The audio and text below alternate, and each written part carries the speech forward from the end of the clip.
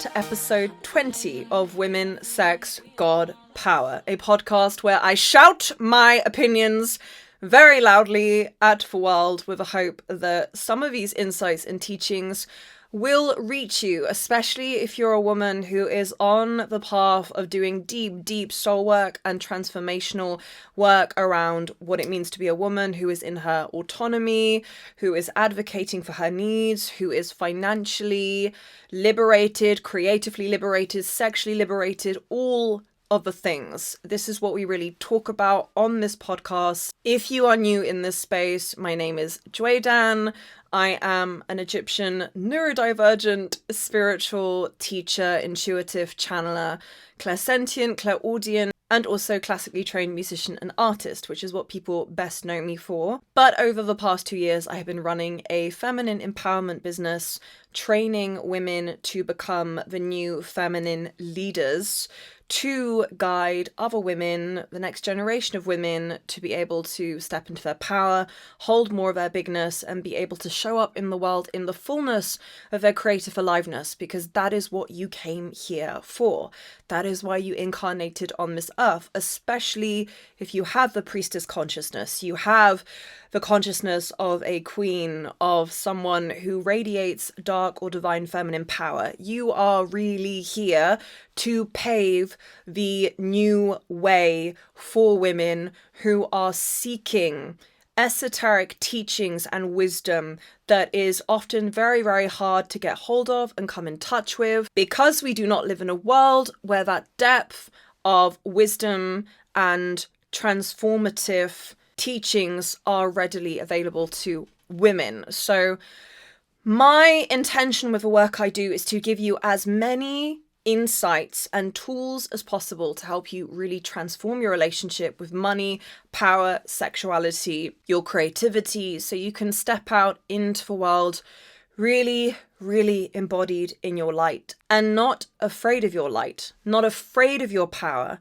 Because so many of the women that come to me are afraid of their power, rightfully so. Because they carry a lot of light, because they carry a lot of power, and every time they've stepped out as a young woman, they have been taken advantage of. So, on that note, today's topic is about sacred sexuality, and specifically on how to decolonize your relationship with your sexuality. For so many of us, most of us in fact, from a very early age, we are taught to use our bodies, or rather conditioned to use our bodies and our sexuality as women, as tools which will be for the enjoyment and the pleasure of men. So rather than having guidance from elder women who are shrewd and knowledgeable and very spiritually switched on as to how precious and sacred our sexuality is, and that it is a resource. It is a resource that is here to be used for us to create and manifest our lives as women precisely as we desire it to be. Instead of having that wisdom from elder women, we end up being ushered into this performative version of sexuality as a result of being raised by very wounded women who did not have autonomy over their own bodies and their own sexuality, and that trauma and wounding is passed down to us, and we as young women stumble into our sexuality. This is always the way I describe it. We stumble into our sexuality completely oblivious as to what a powerful resource it is that is here to help us initiate and orchestrate our lives. And rather than it being utilized as a energy and a resource for our own enjoyment, we are very much programmed and hypnotized as women from the get-go to utilize our sexuality for the enjoyment of men, for the male gaze. Once you begin to decolonize your relationship with your body, with sexuality, with money, with every area of your life, you kind of begin to go down a rabbit hole of recognizing how much of your life as a woman has been a performance.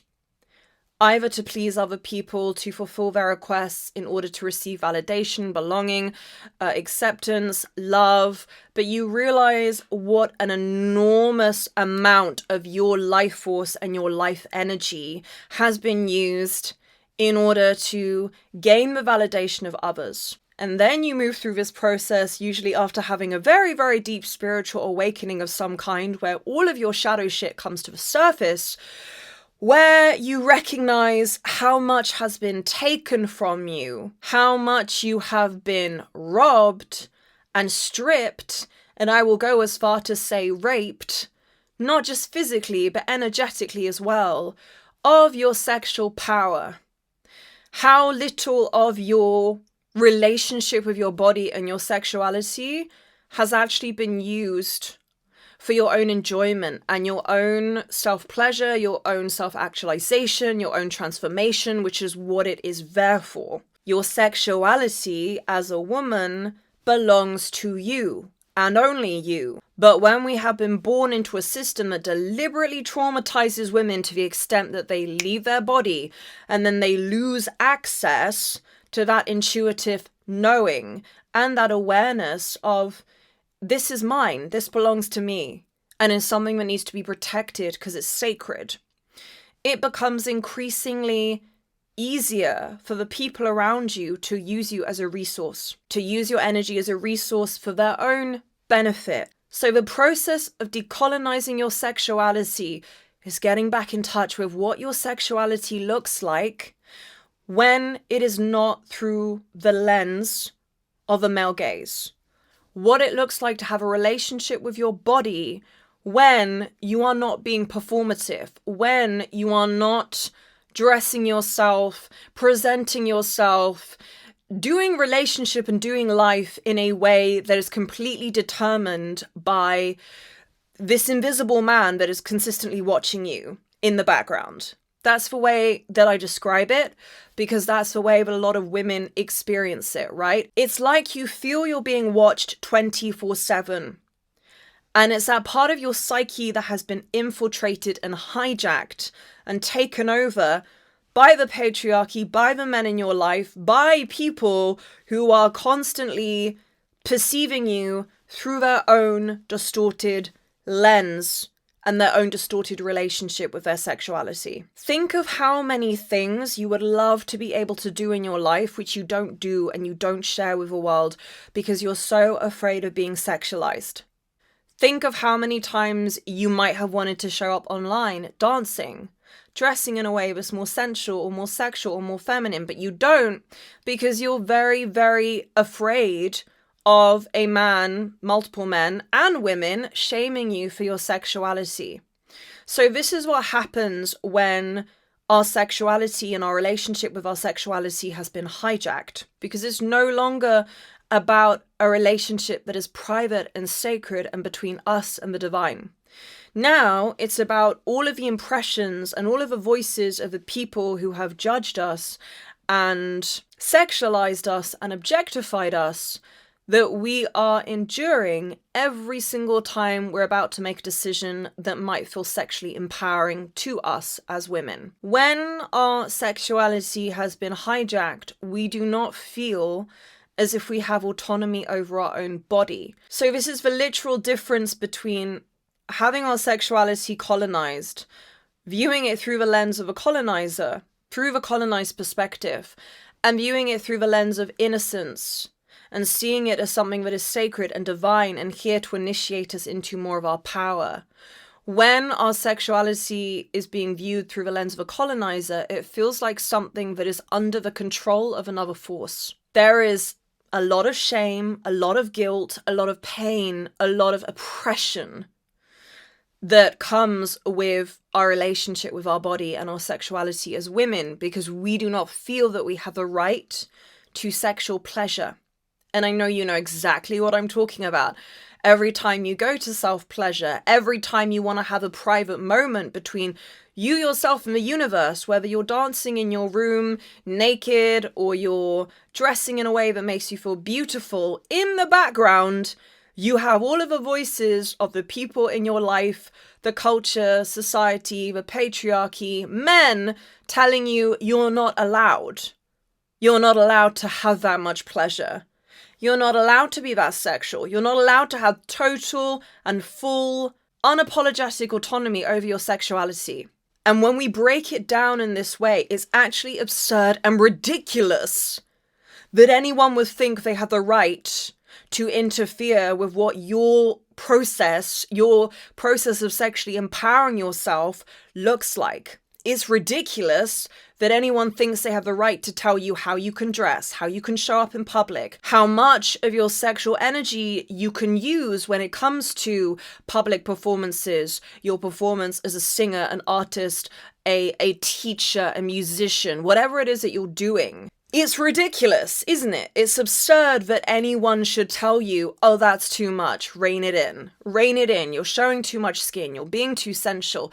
But again, this is what it looks like when you have an entire society and culture of people who have been sexually hijacked, who are viewing their sexuality through the lens of a colonizer. So decolonizing our sexuality means taking back full autonomy and control over your relationship with your sexuality as a woman, and really getting in touch with that shame and that guilt. Okay, because this is what it's about. You have decided that you have a set capacity for pleasure, for joy, for money, for success. And once you reach that set capacity, you cut yourself off from receiving any more. And I mention money, and I mention joy, and I mention success because all of them are intertwined. You cannot separate one from the other. If you have a set capacity for pleasure, for receiving pleasure, and I've spoken about this many times in my work with women, my teachings for women. If you limit your orgasms during sexual play, if you limit the degree to which you open your body and receive sexual pleasure through orgasming, through sexual play, if you feel guilty or ashamed when you're climaxing or after you've climaxed, if you feel you have to lower your voice during sexually intimate moments and not use the full force of your voice because you feel, again, ashamed or that you're not allowed to unleash to that extent, all of this is a result of women having had their sexuality and their energy hijacked, harvested, used as a resource for the enjoyment and the pleasure of men. But the idea that we can be sexually autonomous on our own, for our own benefit, for our own empowerment, oh no, no, no, no, no. No, we can't be doing that. Why do you think so many men don't have a problem with women being sexualized in porn, but they have a problem with women being sexualized in OnlyFans? With OnlyFans. What's the difference? The difference is that porn is male-centered. OnlyFans is female-centered. Regardless as the opinions you have on women using OnlyFans, I'm using this purely as an example. The difference is that because porn is male-centered, men don't have a problem with women being sexualized through porn. They only have a problem with women being sexualized when women are doing it for their own empowerment and getting money from men as a consequence of being sexually empowered. So that's a really important one to mention because I don't see men having a problem with women being sexualized through porn. It's only when women are using their sexuality for their own benefit. Then men have a problem. When men don't get to have free access. Free access. That's what it's about. Because men are so infiltrated and programmed with the notion that a woman's sexuality, a woman's energy, erotic resource are just available, are just here to exist for men's benefit. On that note, I also want to mention something else that's really important. Women like to be sexy for their own empowerment. Women need to have a relationship with their sexuality for the purpose of being able to create their best art. Your best art, your best creations come as a result of you being sexually turned on. This is not about sex. This is about sexual empowerment in all of its forms. The whole kaleidoscopic range of your sexuality as a woman. Because feminine sexuality is multifaceted, and this is something that men don't understand, because men don't have the same relationship with their sexuality. Men do not understand what it's like to be sexual and to be sensual and sexually turned on for their own benefit, for their own healing, for the creation and the manifestation of a particular project that you want to bring into being. Men do not have the same multidimensional relationship with their sexuality. I say men in general. Some men do, but many men don't. So there is this total lack of awareness or understanding that a woman needs to be sexy and feel sexy and be sensual and be in her sexual power to make her best art, to do her best performance. When you really begin to expand into your sexuality and access deeper layers of your sexuality through your spirituality, you understand that life, in its essence, is a wholly sexual experience. I'm going to say that again. Life in its essence is a wholly sexual experience. When I sit down to play the piano, that is a sexual experience for me. When I step into performance mode, when I step into the mode of being an artist, being a musician, being a singer, being a songwriter, being a writer, the act of writing, channeling words, channeling energy through my hands, getting that creative energy out through my body, it's a very sexual experience. But it has nothing to do with sex. And this is what is so difficult for our society and our culture to understand about sexuality, because frankly, most of you are having such a one-dimensional 2D relationship with sex and sexuality that I'm sure that if the average person was listening to this podcast, they would not even begin to conceptualize of what I am saying when I say that life as an experience in its entirety is a sexual experience. The energy that brought you into being, that resulted in you being here, in you existing, is a result of a sexual experience. Life force energy is sexual energy. Sexual energy is creative energy. We cannot separate one from the other. So a woman makes her best art when she is sexually aroused. When she has activated the power of her sensuality and sexuality, and she knows how to harness that power and use it very intentionally for the purpose of creating and manifesting. When we have been sexually traumatized, what happens is we begin to lose touch with our sexual essence in its innocence, in its purest and also its most dynamic form. This impacts our creativity.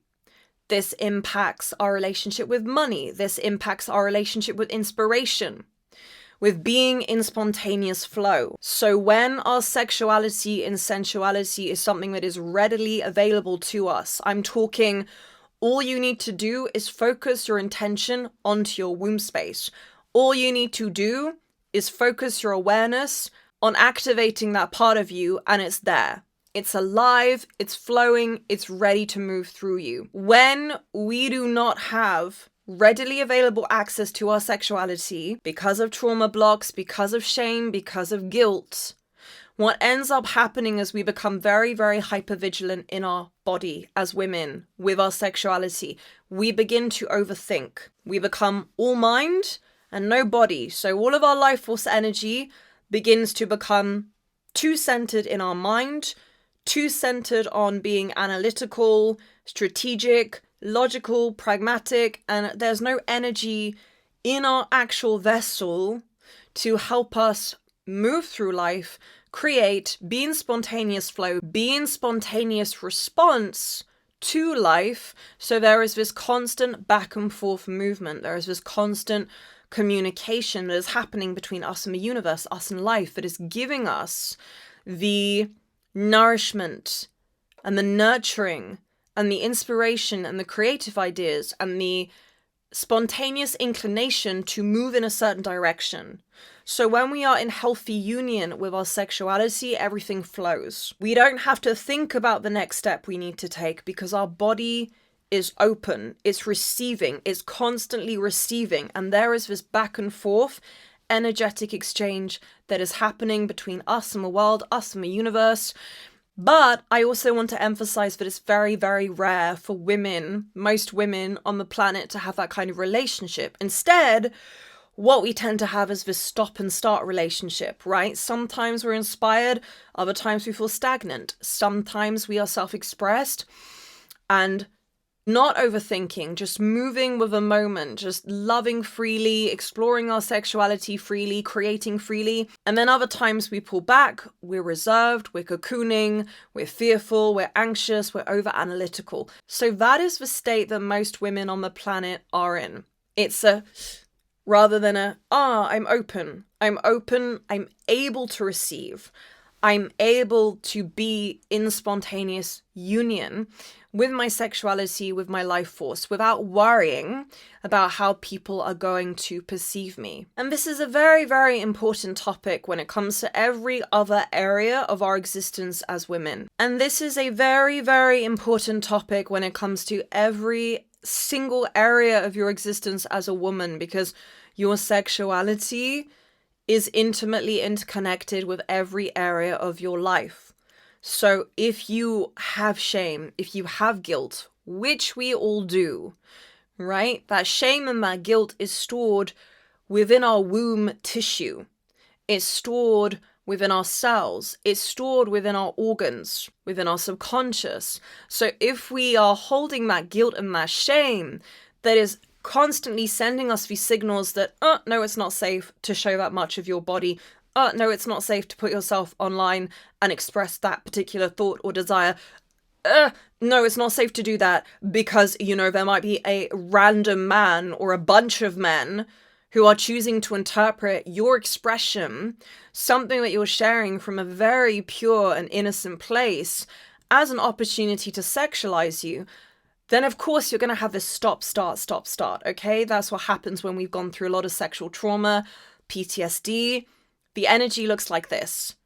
Sometimes I'm not moving and I'm frozen and I'm hypervigilant and I'm looking over my shoulder to check to see if other people are watching me, and sometimes I'm moving forward. And then I take a step back because I didn't like how that person perceived me. So this is about reclaiming the dynamicism of your sexuality, recognizing that it is a source of pure creative abundance and vitality, also a source of great purity and innocence, purification, right? It is the energy that restores, that nourishes, that brings life and light and prana and breath and expansion to the parts of you that are housed in darkness, to the parts of you that are carrying that shame and carrying that guilt. So my invitation to you as a woman is to start exploring other dimensions of your sexuality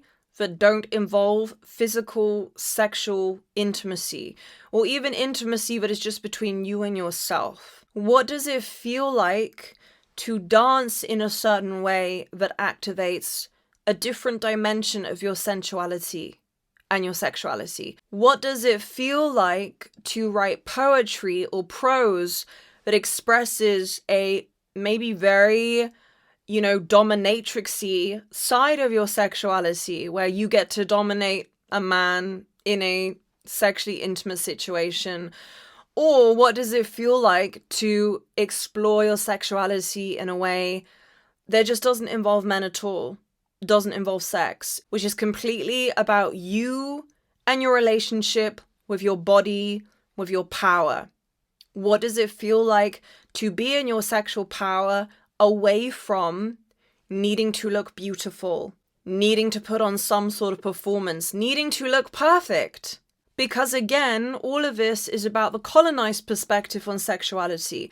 The moment you have to overplan or overthink the way you physically look, and you leave the body because now you're thinking and you're not feeling, you're not really feeling what is emerging inside of you. And this is the deepest, hardest work of all, right?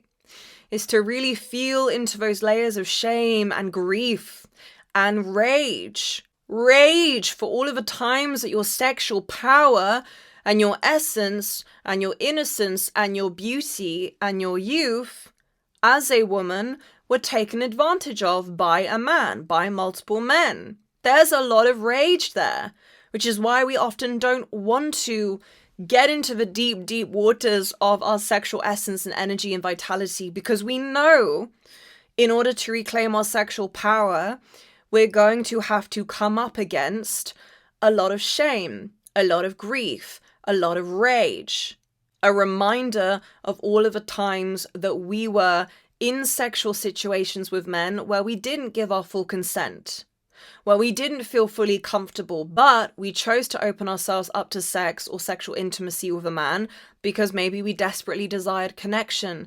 We desperately desired a man's approval or a man's love because we had a lot of deep wounding around our relationship with our father.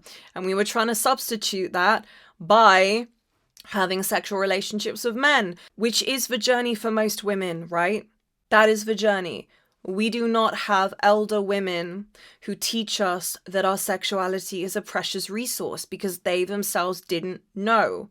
They themselves didn't understand the sacred connection between your womb and your heart, your womb and your throat, the relationship between your sexuality and your creative power and your ability to manifest the life that you desire for yourself.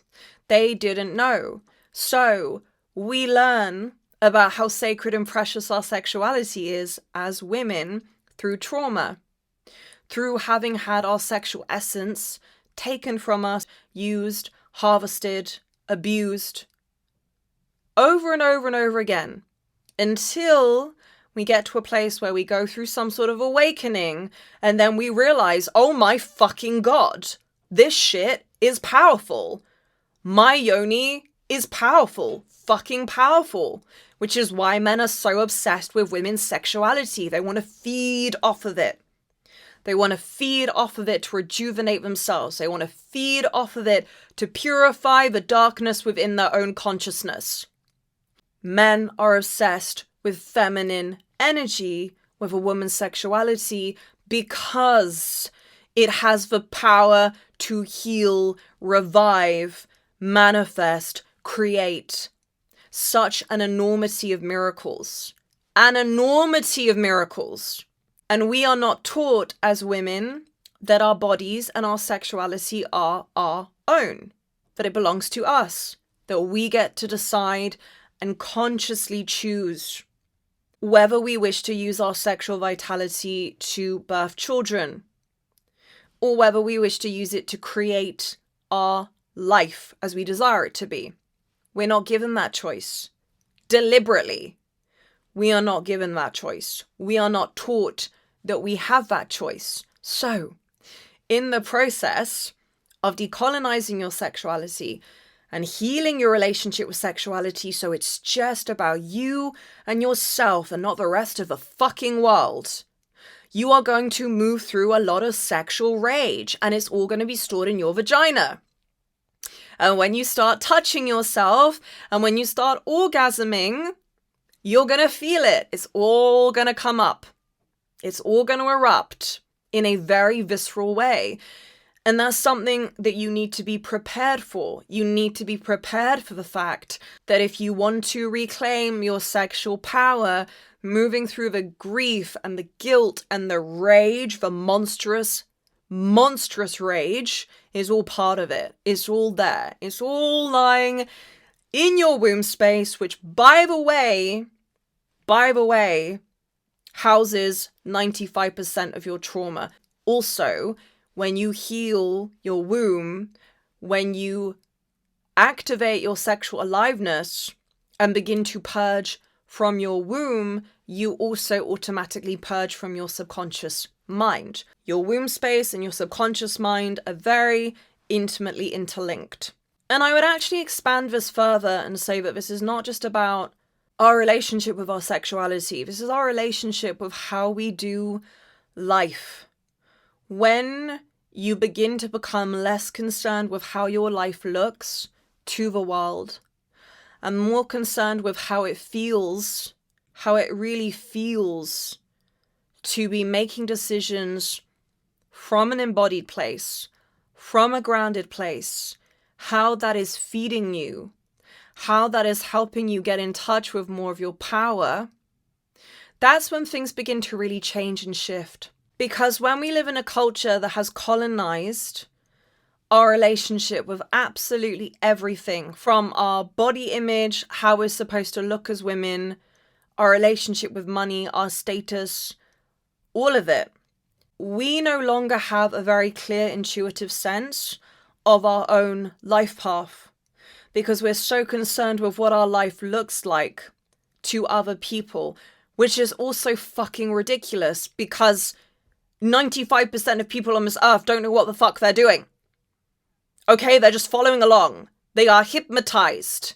They are under a fucking spell. So you're concerned with how your life looks like to those people who are not even using their brain, who don't even have a clear sense of their own individuality and are literally just following along, following what anybody tells them like little sheep. Come on now. Come on. It's prioritizing what your life feels like over what it looks like to the rest of the world. And being honest with yourself, because look, if you didn't have social media, would you give a shit about so many of the things that you put so much time and energy into? Your public persona, your appearance, sharing every little detail of your life with people online because you think you need to? Because you think it's going to get you more attention, more validation? Really sit and think about this for a second. Think about the decisions you're making. How is it really making you feel? Is it feeding your power? Is it bringing you back into your body? This is really about authenticity as well, right? This is about, does your inner world and your inner desires and your soul desires, are they reflected in your external reality? Is it really matching with your external reality? What you most desire for yourself. And what you most desire for yourself sometimes at a soul level is in total opposition of what you think your life should look like. In fact, it often is. And that is one of the most difficult parts for women, again, because you have been conditioned to prioritize making other people feel fucking comfortable over what you yourself actually desire. Consistently. Which is why this healing work is so tiring. It's so exhausting, because when you start to decolonize your mind and your consciousness and your soma, and you begin to get back your soul power and your life force, you realize how many decisions you are making or not making in response to trying to make people feel comfortable around you. I really hope it's sinking in. If you're listening to this, I hope it's sinking in. Really and truly, because if there's one thing that sets off my Arab temper, it's the amount of decisions and choices women will or won't make throughout their lifetime. Their precious, sacred lifetime, in which you only get to come back in this particular form once. So many decisions and choices that you make, which are directly tied to, is this going to make someone feel uncomfortable about my existence? How can I minimize or diminish this part of me so that I shield myself from potential harassment, jealousy, judgment, criticism?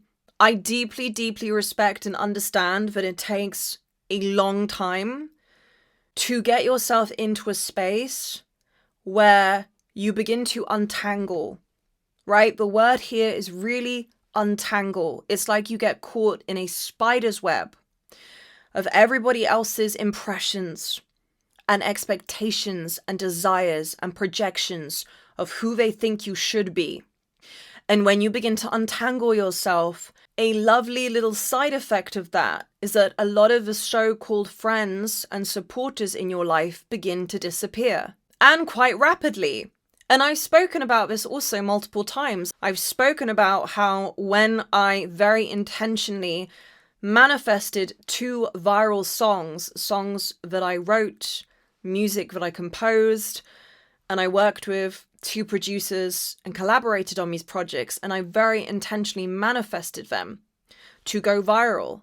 And they reached 12+ million people on YouTube and have had millions and millions of streams worldwide. Literally overnight, and I'm not kidding, overnight, I lost 98% of people who used to be my friends. So please know that when I talk about this untangling that you have to do as a woman, untangling from this spider's web, this mass of other people's projections and illusions and hypnotic, disempowering spells that they have cast over you like a fucking curse, letting you feel that you're not allowed to have that much sexual pleasure and that much enjoyment and that much autonomy over your sexuality.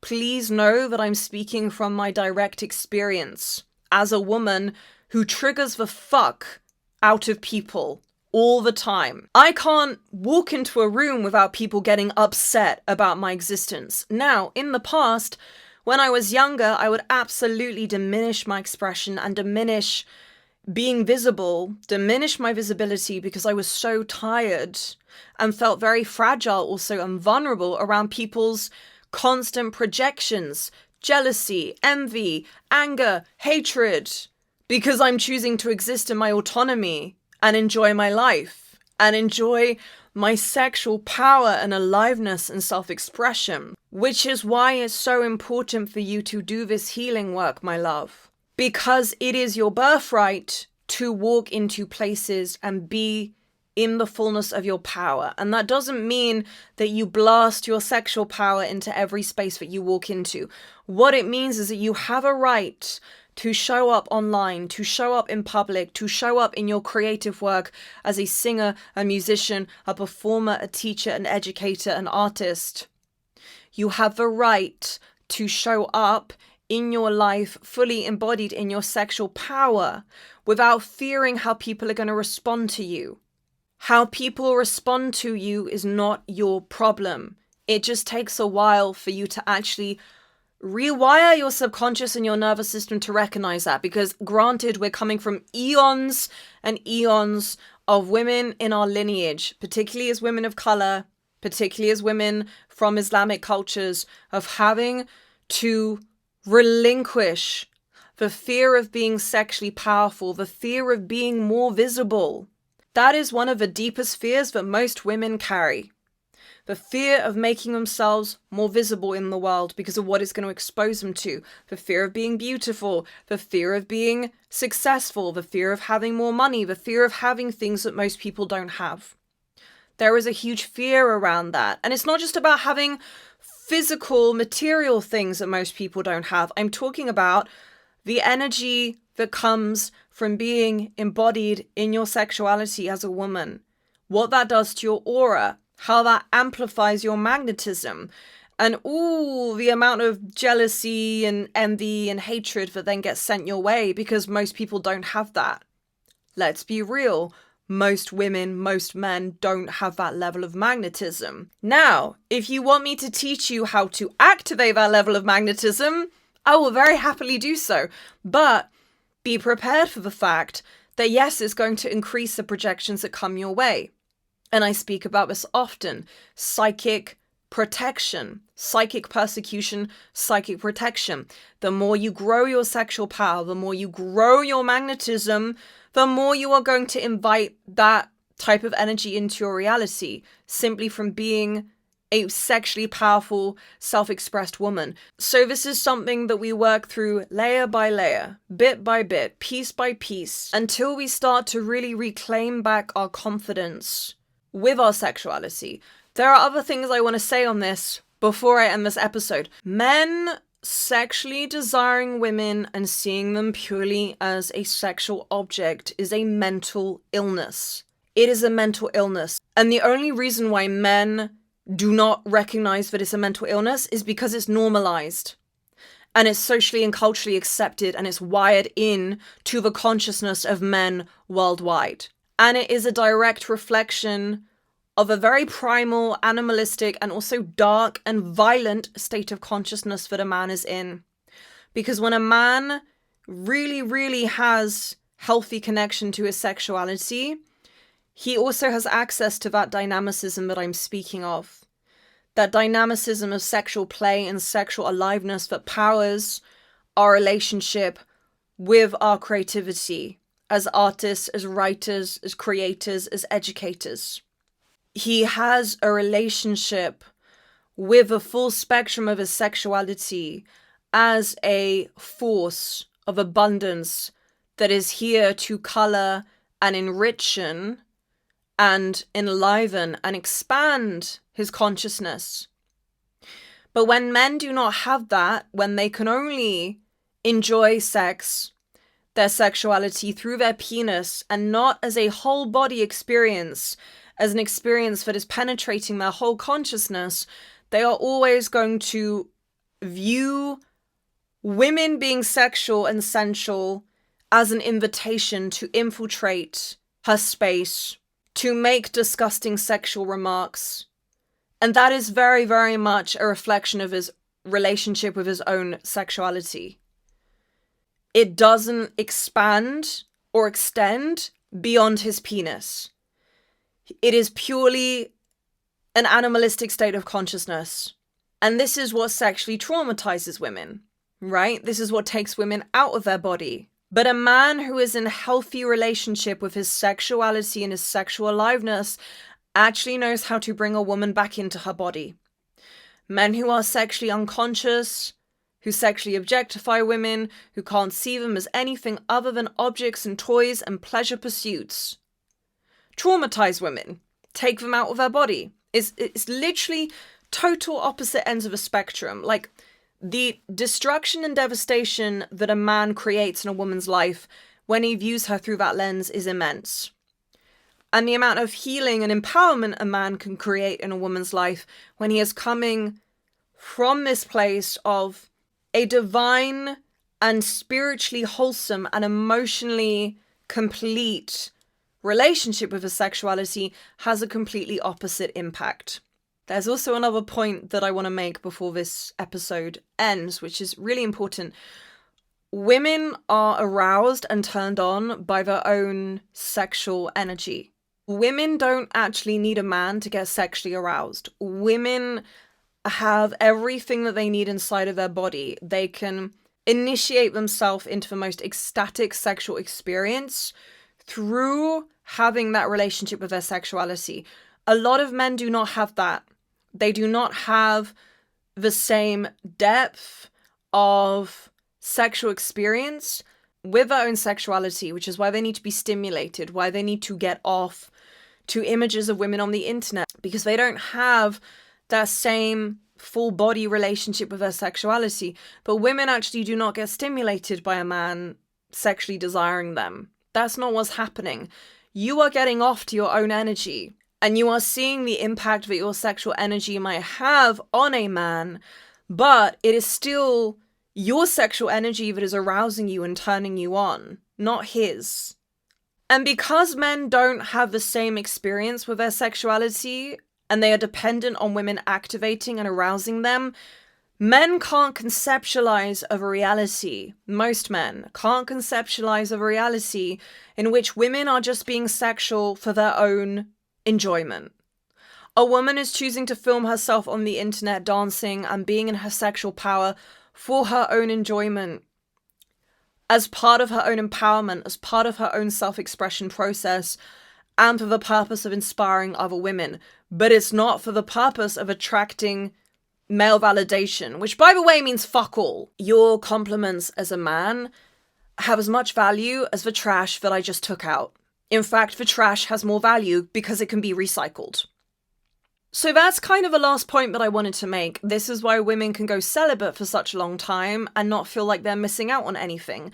And in fact, it begins to heal them. A woman begins to heal the more time she spends being celibate. Why? Because that is how powerfully healing your sexual energy is as a woman. The moment you rein it in, the moment you call it back, the moment you reclaim it, it begins to naturally redirect itself into healing all of the parts of you that need nourishing and need healing. So that is why so many women will say, the moment I went celibate, I began to heal. I began to feel like I was coming back to life. I began to feel like I was being more of myself. Because you are reclaiming full autonomy over your sexual essence, over your body, over your vitality, over your creative energy. You're calling it, all of it, back into your body and saying, this is now for me. This is for me and no one else except those or the person who comes in total reverence and worship and the desire to give back and witness me come into my power, but for no one else. This is an energy that I now use for my own healing. So that is why the moment you choose to go celibate as a woman, you begin to experience total sexual transformation, total transformation in terms of how you view your body, how much creative life force you have access to, right? So this is the experience that women have when they go celibate. This is not the experience that men have when they go celibate.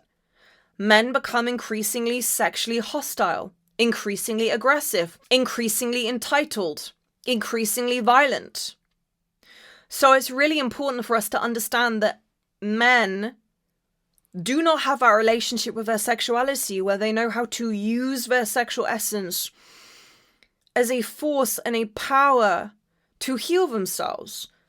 Not all men, okay? I'm talking about the sector of men, which is most men, who are completely unconscious in their relationship with their sexuality and therefore project that onto women. Because men do not understand that when a woman is being sexual and sensual, it's for her own benefit.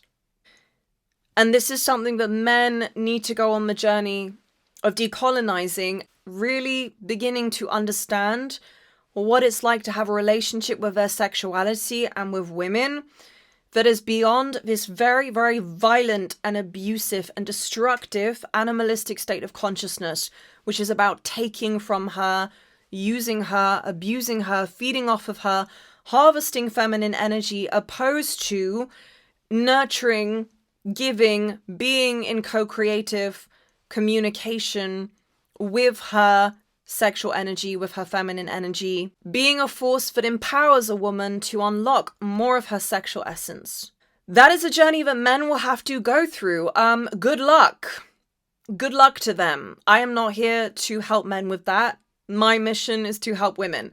So, on that note, I am going to finish this episode. And before I do, I just want to quickly say, if you are a woman who is currently moving through this journey of really reclaiming her power, reclaiming her autonomy in all areas of her life, but particularly in relationship with her self-expression, developing the confidence to make herself more visible, to begin sharing her creative offerings with the world, showing up in the fullness and the bigness of her feminine expression, and completely transforming her relationship with money, feminine leadership in the process, then I have a free webinar just for you. This is specifically for women entrepreneurs, artists, coaches, healers, educators, women who really, really want to claim their inner leadership and step into the role of guiding and mentoring other women whilst also empowering themselves. I have linked the webinar in the show notes. You can go watch that now. If you've already watched the webinar and you want to take a step deeper into my world, I'm still offering free calls to women who want to learn more about my work and who are considering joining the 3-month Feminine Leadership Immersion program, She Rebelled, in which we are doing a deep dive into the energetic realms of money, feminine autonomy, and everything that I speak about on these episodes. I'm going to link the link to the free call in the show notes as well. You can also DM me on Instagram if you'd like to learn more about my work. And please do share this episode with other women who may need to hear it. That is all for today. Thank you so much for watching this. Please do remember to follow me on the Spotify app and also rate the show. Lots of love and see you next episode.